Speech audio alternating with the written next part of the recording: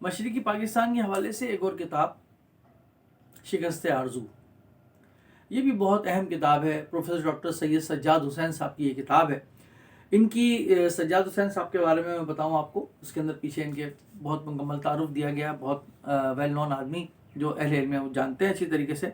یہ 1971 میں جب سقوط مشرقی پاکستان ہوا تو اس سے پہلے ڈھاکہ یونیورسٹی کے آخری وائس چانسلر یہ تھے. اور آپ کو معلوم ہے کہ ڈھاکہ یونیورسٹی کے حوالے سے کافی چیزیں مشہور ہیں کہ وہاں قتل عام ہوا اور وہ پاکستانی فوج نے وہاں پروفیسرز مار دیے اور طلبہ مار دیے اور بہت سارا معاملات. تو یہ اصل میں اس تمام واقعات کے چشمدید گواہ ہیں. یہ کتاب جو ہے وہ چھاپی ہے اسلامک ریسرچ اکیڈمی کراچی نے، اور یہ کتاب، اس کی کتاب کی جو قیمت ہے وہ 500 روپے اس وقت تھی جب میں نے خریدی تھی. اب تو شاید ہو سکتا ہے 500-700 روپے کی ہو، لیکن یہ کتاب بھی اچھی کتاب ہے.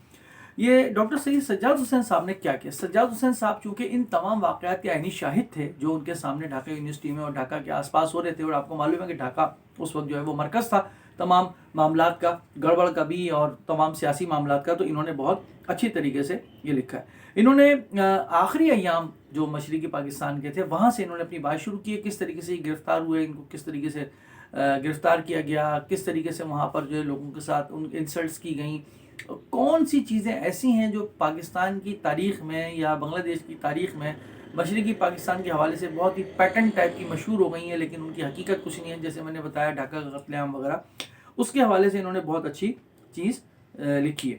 سازش کا بیج کیسے بویا گیا، علیحدہ وطن کی طرف جو ہے وہ راہیں جو ہے وہ کس طریقے سے جدا ہونے لگیں، اس کا بہت اچھا انہوں نے تجزیہ کیا.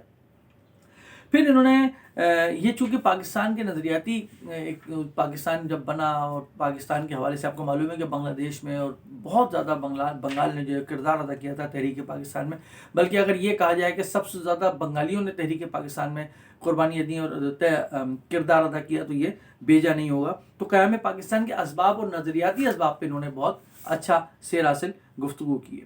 پھر اس کے بعد جب بنگلہ زبان تحریک چلی پاکستان بننے کے بعد، اردو اور باقی بنگلہ زبان کا جھگڑا پیدا ہوا یا کیا گیا، تو اس کی بہت اچھی تفصیل انہوں نے لکھی ہے. لسانی تحریک، پھر سیاست اور ثقافت پہ حملہ، اور پھر اس کے بعد کس طریقے سے مشرقی پاکستان علیحدہ ہوا اور مشرقی پاکستان کی علیحدگی میں وہاں کے اپنے لوگوں کا کیا کردار تھا، پاکستان کے لوگوں کا کیا کردار تھا، فوجی جو ہمارے یہاں پہ جنتا تھی اس کا کیا کردار تھا، سیاسی لوگوں کا کیا کردار تھا، اور سماجی حالات، معاشی حالات اور سیاسی حالات کس قسم کے تھے جس میں جو ہے وہ بنگلہ دیش الگ ہوا. یہ کتاب اس کو بہت اچھی طریقے سے بیان کرتی ہے.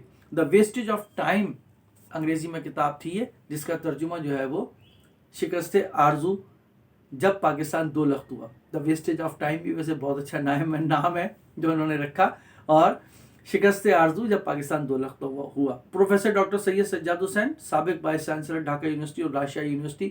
امید ہے کہ آپ یہ کتاب بھی ضرور پڑھیں گے. بنگلہ دیش، مشرقی پاکستان ایک بہت ہی المیہ ہے ہماری تاریخ کا. اس کو سمجھنے کے لیے ہر طرح کی کتاب پڑھنا ضروری ہے، اور خاص طور پہ جو مختلف نقطہ نظر ہیں ہمارے رائٹر سے، ہمارے مصنفین سے، وہ پڑھنا بہت ضروری ہے.